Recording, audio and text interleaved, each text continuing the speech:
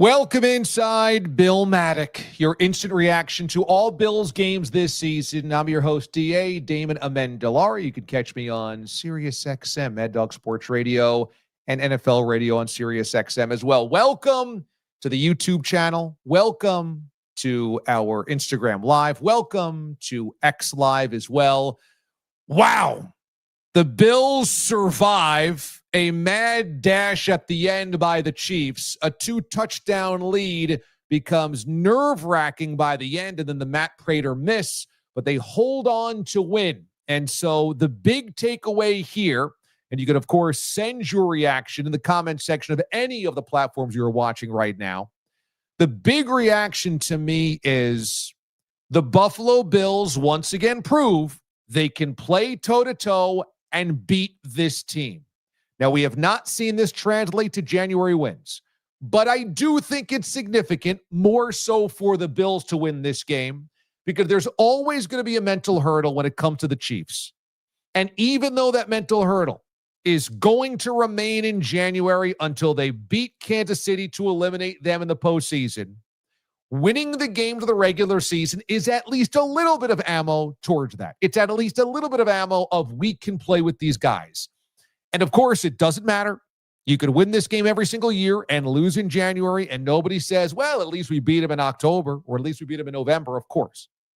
But when it comes to the January matchup, that is inevitable, seemingly every single year, knowing that the Bills can play like this, against this team, against this opponent, has got to give them a little bit of fuel when they go up against a matchup that they just have been banging their head on, which is this team in January. So you'd rather win this game of the regular season than lose this game of the regular season and still have to win that game in January. Of course, we know that 2 + 2 does not equal 4.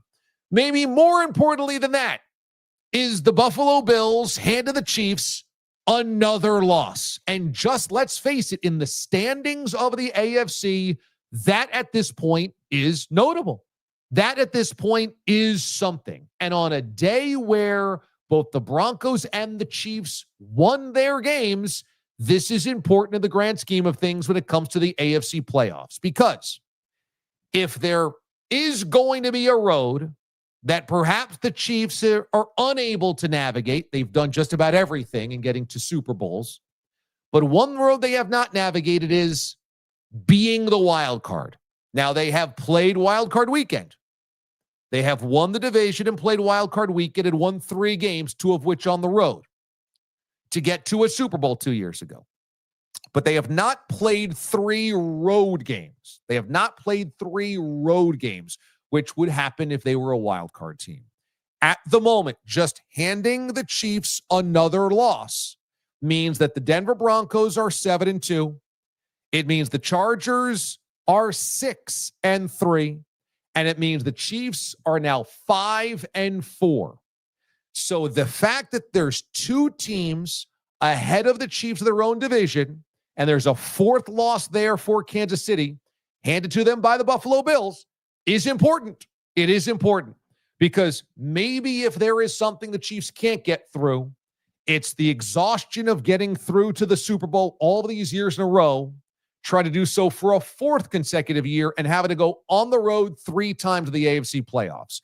So just the sheer numbers here of the Chiefs winning or of the Buffalo Bills winning this game means the Chiefs have more work to do.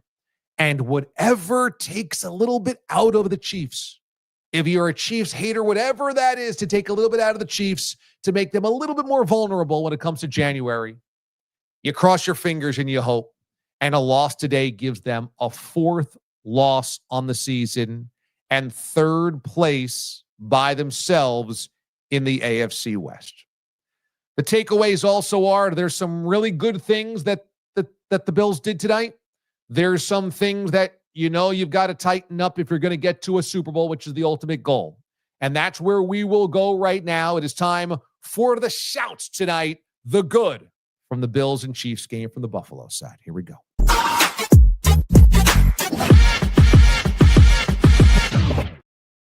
The Bills' passing attack this season has not had a lot of big plays. And that's been something that Bills fans have lamented, and people in Buffalo wondering, when are they going to somehow kind of create the big play? And Keon Coleman's been, I think, the biggest target of that frustration.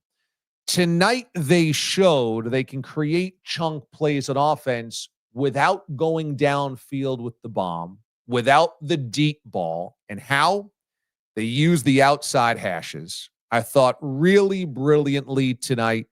You saw a lot of passing routes, a lot of traffic flooded outside the hash marks, and the Bills got those matchups with the Chiefs secondary that they wanted. And so you saw a lot of guys. I know that the Bills catchphrase or slogan is everybody eats. Well, that actually took place tonight for the Bills offense. Look at the passes that were spread around and how many of them happened, how many of the big plays happened when Josh got them the ball toward the outside, and they were able to turn it up with a few kind of lanes to run. You had Dalton Kincaid with 6 catches, over 100 yards. Khalil Shakir had 7 grabs, led the team. Knox had a catch. Elijah Moore had the big one for 28 yards. Jackson Hawes got into the action. Keon Coleman with a pair of catches. Ty Johnson out of the backfield. Tyrell Shavers grabbed a pass. Curtis Samuel grabbed it. Everybody did eat. And I thought they found something by going outside and finding space on the inside and then turning it outside. Instead of having to go deep, they found chunk plays there.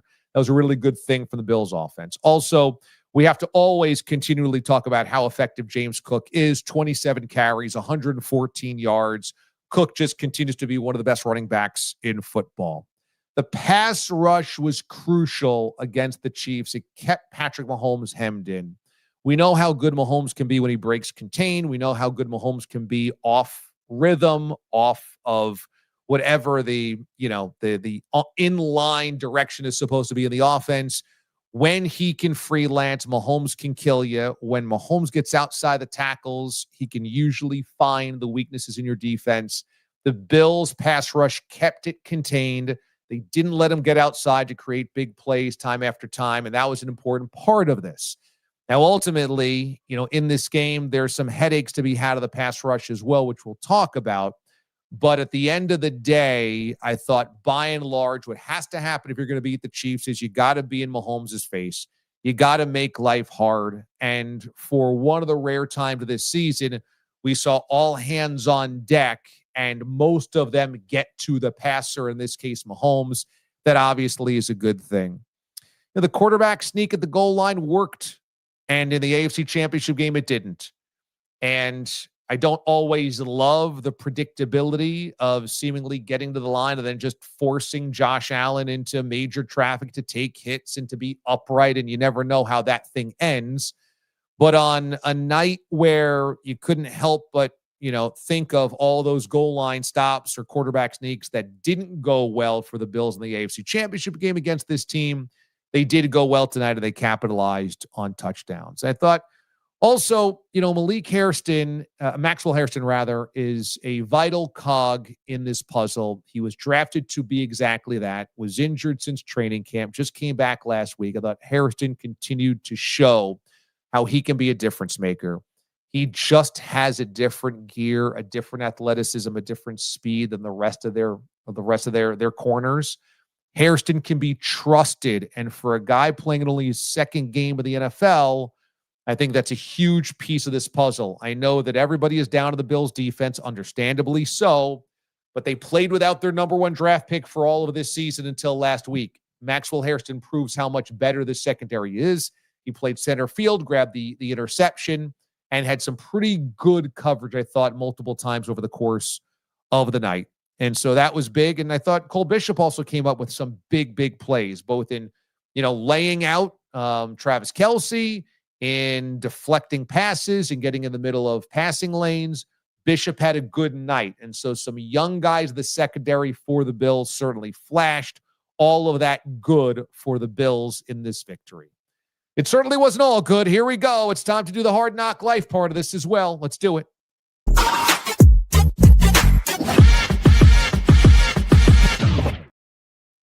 Michael Hoyt's injury is crushing. It's just crushing. A guy that was signed to the offseason, and I know there was a lot of skepticism about how much of an effect he can play. He's been a role player his entire career, and now here are the Bills hoping, praying, pleading that he's going to turn into a stud, a star, a game wrecker, a game breaker. But in the 2 games he had played since coming off of that PED suspension, Hoyt had proven to be a real difference maker. He was getting to the passer. He was getting into the backfield. He was blowing up plays.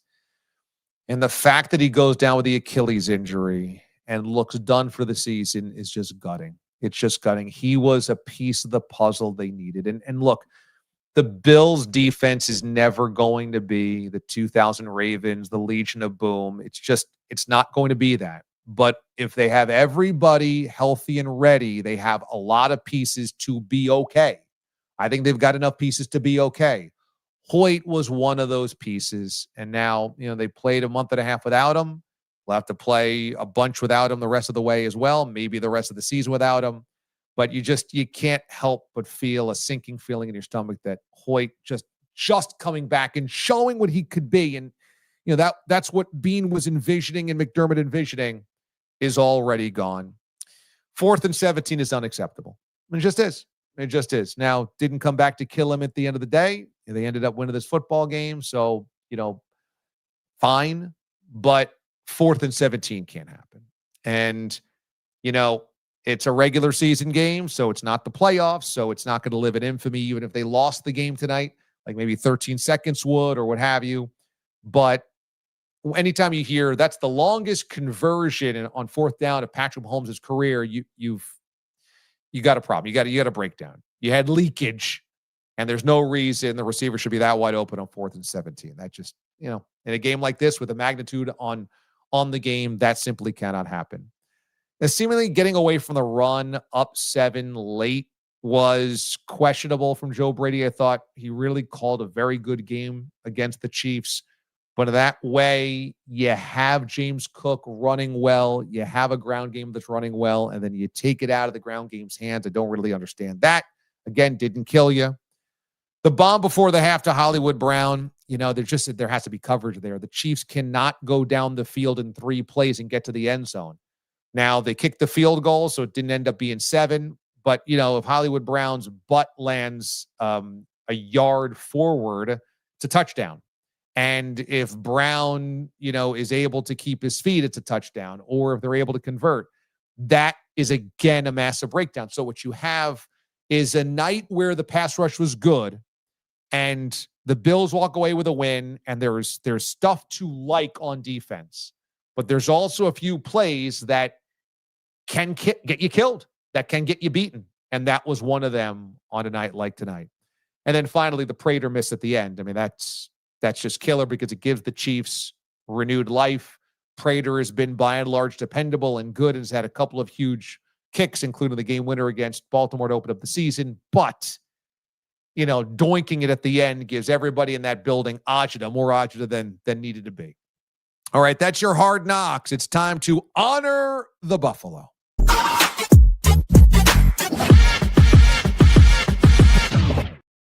I don't know if you saw this, but this was a picture from earlier in the week, and there is Pope Leo being honored or being given and gifted a jersey for himself from one of the bishops in Western New York. And look, I think what you have here is pretty obvious. It's 14 for Pope Leo, the 14th.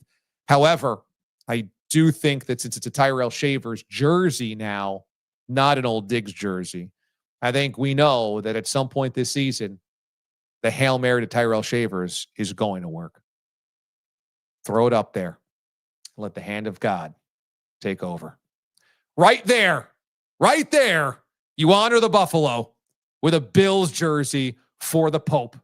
There's got to be some good mojo that comes with something like that, doesn't there? There just has to be.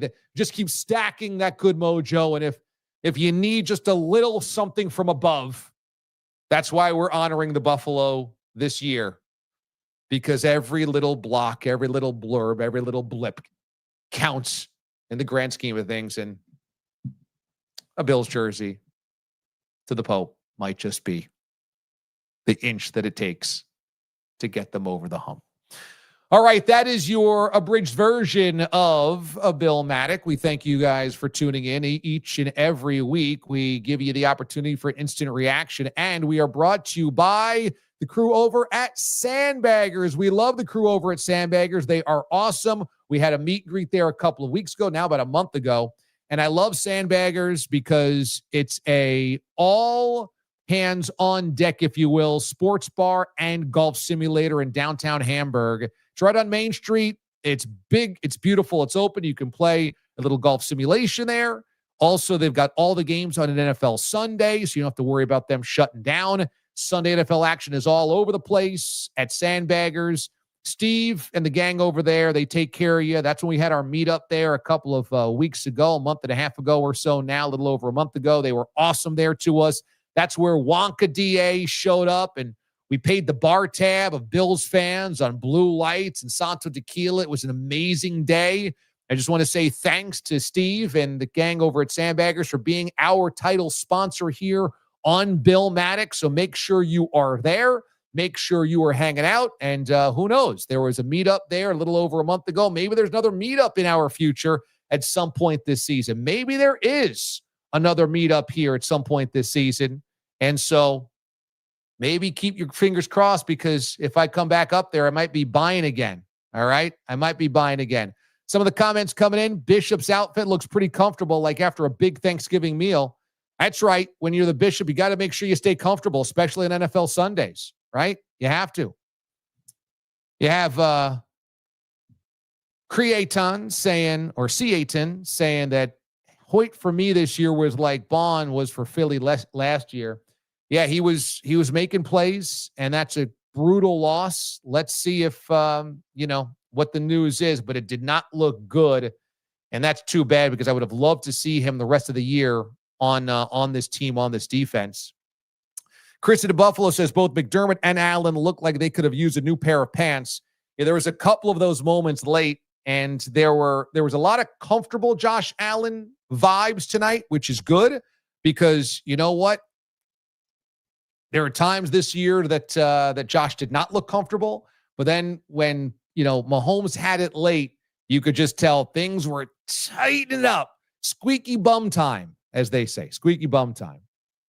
The doink must have felt like an atomic bomb to those tortured Bills fans, right? Could you just imagine being in that building, being like, "Oh, you got to be kidding me! Are you have to be kidding me here?" Randy saying Chiefs pulling off 4th and 17. Yikes! Congrats, Bills, on a hard-fought win. And there you go. If the Eagles can overcome the mental hurdle, the Bills surely can in January. Perhaps that is the biggest challenge staring them in the face right now, the mental hurdle of beating this team in January, not just October or November. All right, that's going to be this edition of Bill Matic. Make sure you're subscribed to the channel if you're on YouTube right now. If you're not, get to YouTube at Damon Amendo and make sure you are subscribed. That way you get notified when we go live. And guess what? Coming up in just a mere seconds, we're going to go do Watch DA Live to cover the entire day of NFL action. I've also got some thoughts on the Dodgers and that World Series championship. So stay right there for more live coverage on all of these wonderful platforms. That'll wrap things up for Bill Matic, your week-by-week chronicling of this season of Buffalo Bills football in the final season, Highmark Stadium this year. Thanks, everybody, for watching, and stay tuned. Watch DA Live comes at you next.